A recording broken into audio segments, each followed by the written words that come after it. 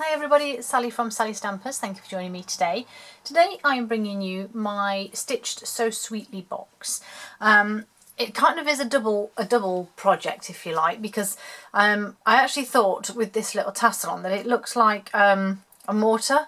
So I thought, and the fact that I'd put Celebrate Every Moment would work perfectly with somebody who's just obtained a degree or something.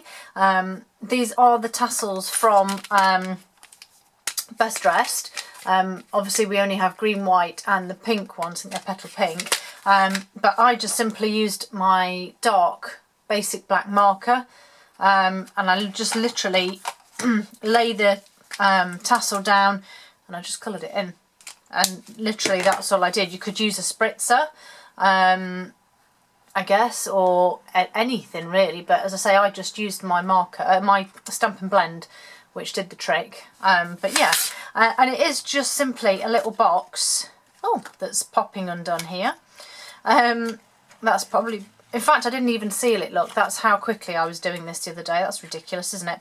But yeah, it simply is a little box that you could put a nice little gift in for somebody who's celebrating something. And as I say, the tassel was sort of an attempt at a mortar hat, a mortar board, but also just a nice little detail, I think, to the box. And obviously this is the So Sweetly die.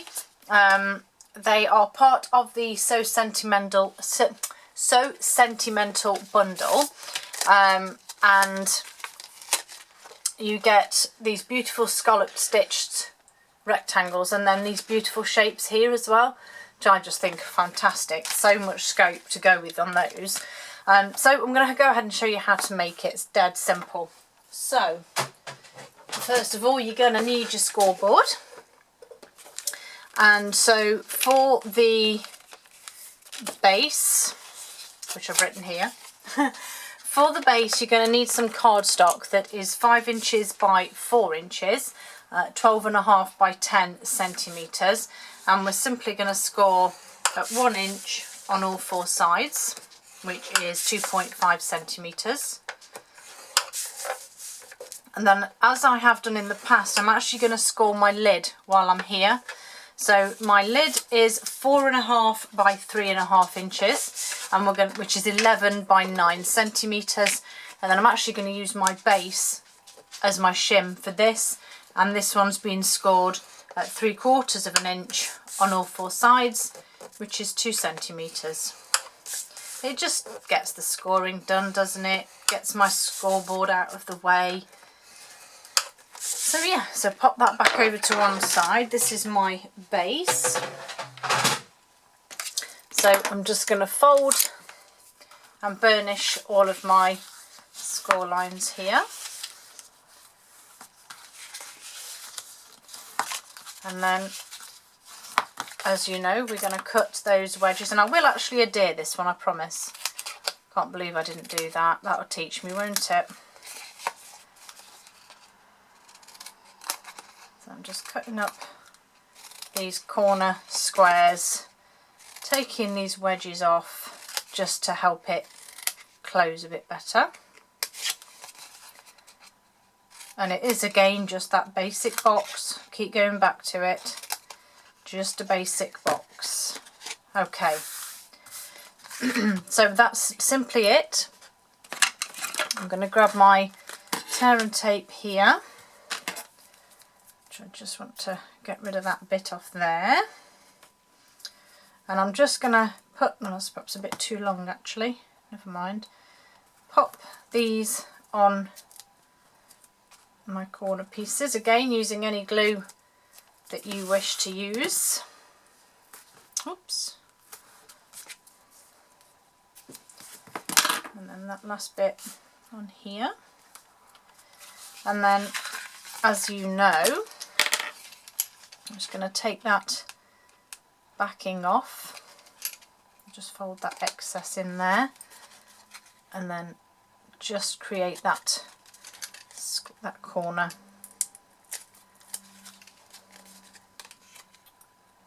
And as I said, it is just a simple box. But obviously you could make this larger. As you may have noticed, I went for about the third down in size for the scalloped rectangle. But obviously if you wanted to make one slightly bigger, you could always go with the largest one. Anything's possible. So that is the base of my box, adhered. And then obviously I've got my lid. So I'm going to fold and burnish this one. Exactly the same thing again. Just going to cut these little wedges.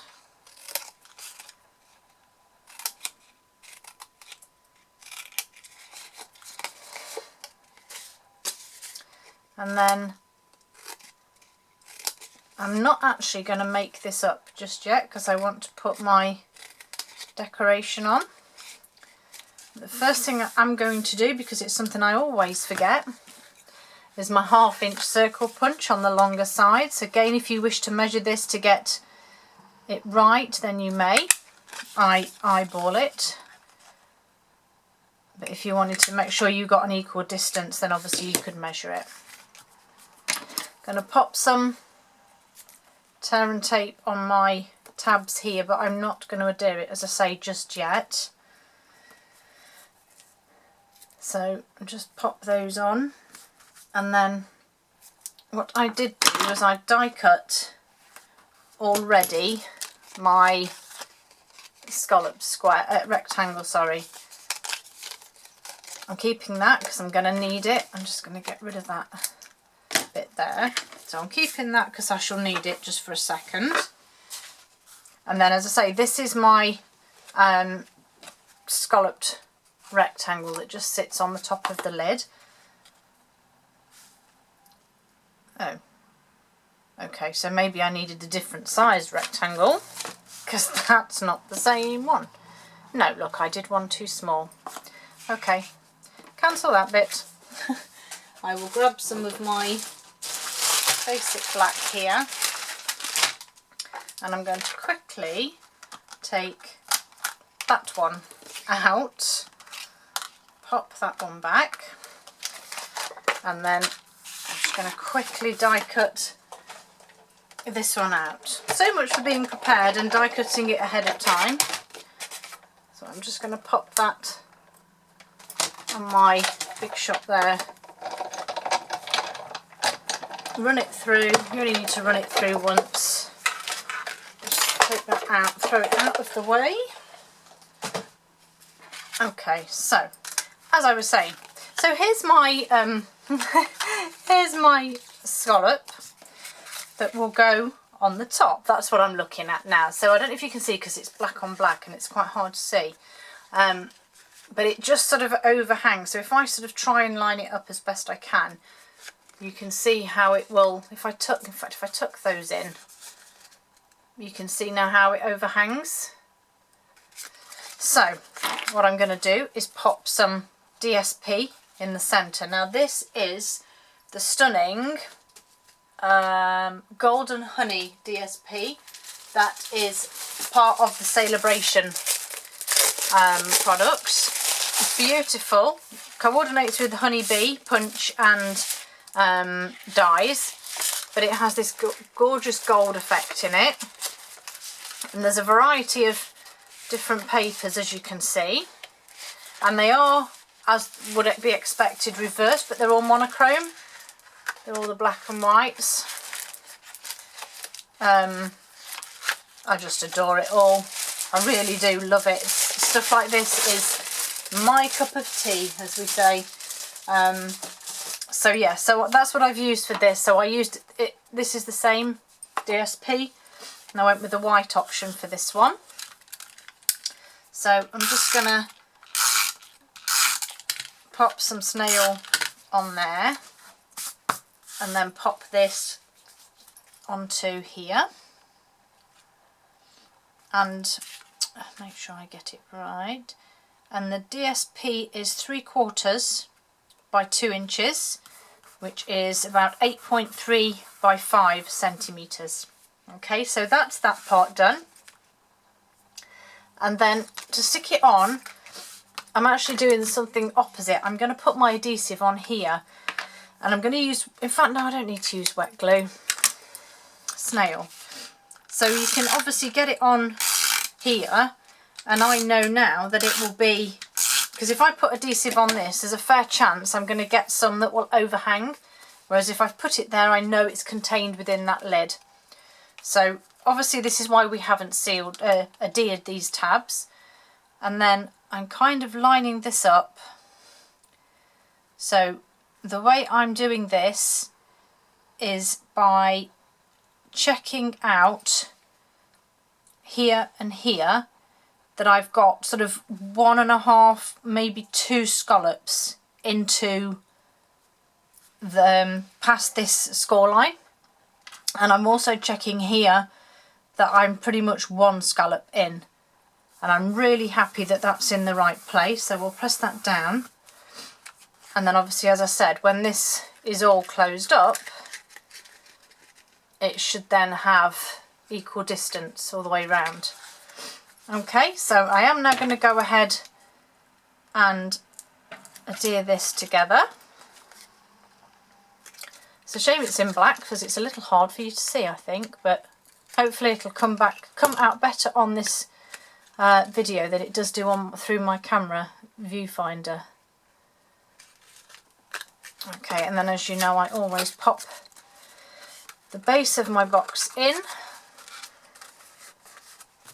and then take the backing off these and close it up, and that way I know that it's got an accurate fit. The only trouble is you can't sort of push it down because you've got that overhang from the die cut on the lid, but it still all works pretty well. Bailey, what are you doing? She's hovering around the bin that's under the computer desk, just sort of over there. She's such a monkey. Mind you, she hasn't barked, so that's a start. Okay, so there's the lid on my box. So obviously that's your sort of basic bit now. If you wanted to add any more decoration to that, then obviously that's entirely your choice. Maybe a nice bit of ribbon or, I don't know, something like that. But for mine, I just have this little tassel. Now, can you see how I've adhered it? Oh, she's barking now. It's probably because I told her. It's just got a very, very thin strip. And I mean, I've not even measured this. I've literally just cut a really thin strip of cardstock. I've got a tassel, which I need to get into a little bit more. Grab one of those out. So I'm going to go with the white one. I'm not actually going to colour this one because my DSP is white, so I wanted to keep this one white. But the piece of cardstock was just thin enough to go through this loop. And then I simply folded it in half so that I knew it would hold it. I don't need that full length, so I'm going to trim a bit off. And that's pretty much it. And then that just simply was adhered with a couple of glue dots. So one in between, just there, to hold it in place. Okay, so that's now pinched together with the glue dot. And then the next one will go on the top, so it will sit underneath, because I didn't want it touching. Can you see how I've put it to the top, not the bottom, because it just looked a bit smarter in my opinion. Okay, so sentiment. Heat embossed in gold, because I wanted to keep that gold theme running through. So embossing buddy onto that paper, onto that card. I have my Versamark. Oh my goodness, get out of the way. And then I have the honeybee stamp set, which I still love, this Celebrate Every Moment. I think that's fabulous. So that's the one I'm going with. I'm going to pop that on my block. I have some Versamark, and I'm just going to stamp it just there. And then I have my gold embossing powder in here.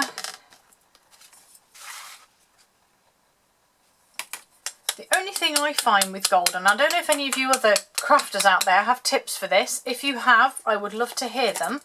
When I gold emboss onto black or white cardstock, I find that where the powder's sat, so that probably is a brilliant angle. Can you see that like cloud I've got? I've used my embossing buddy, but for some reason I still get that sort of, it's almost as if the embossing powder has stuck to the card, even though, can you see it? Look, yeah, there, look. I don't understand why that happens. Right, heat emboss. Because as you saw, I used my embossing buddy, I wiped across, I tapped and shook the card to make sure all the excess was off, but I still end up with this, I don't know, almost like a dust residue. And obviously I don't want to wipe it because I don't want to smudge or wreck the bit I've Versamarked. But I don't know why it does it, but it's bizarre. I don't understand, but it has embossed nicely, but yeah, it just, and if you start rubbing this now, it takes the shine off. I don't know. Anybody has any tips with that, I would love to hear, because as I say, it frustrates me because I love using the gold, but it always leaves that cloud. So I'm just bringing in my trimmer because I want to cut this down. I'm not using the top because I didn't actually stamp it straight. You see it kind of slants down this way. So I'm going to use my trimmer and my,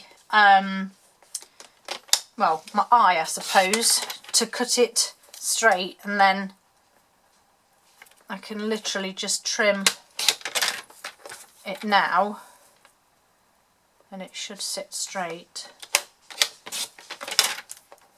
Okay. Right, that's that bit done. Get rid of those bits of card I don't need. And then I'm just going to use my paper snips here just to cut a little banner tail in the end. And then I have been a little bit naughty because I do still have some of my basic black dimensionals from the Halloween suite, the Christmas catalogue. So I just figured I would use those. But white will be just as good and probably be actually better on this one. And then before I adhere this on here, I need to adhere my tassel. So like I said, just in with a glue dot, and then I want to just pop this. Probably wasn't wise putting that dimensional there now because it's going to be in the way. Oh crumbs, can I pull it out? I never thought about that, that was foolish. Let's move that, get rid of that. We'll stick that on, and then I'll just grab another dimensional to put there. There we go. No one will know. Only you guys. Okay. And then I just make sure that this is at 90-degree angle so that when I pop it on it's going to overhang. And then you just pop this wherever you want it. And I'm going to pop mine there. Now obviously, because my box is quite shallow, my tassel overhangs. So all I've done is grabbed my scissors and just trimmed it off. Just like that. That made a bit of a mess, but hopefully... Phew, bless me. There you go, you see, it doesn't look a mess now. And it's only because I'm holding this sideways, it keeps floating out. But yeah, there's my little white tassel on my box. How cute are they? I think they're really cute, and they'd, like I said, they'd be great for anybody who's just, you know, just obtained a degree or something or been to uni. I just think they're cute. I hope you like them. I hope it's given you some inspiration. I hope you've got somebody that you can gift these to. Thank you for joining me, and I hope to see you all again soon. Bye.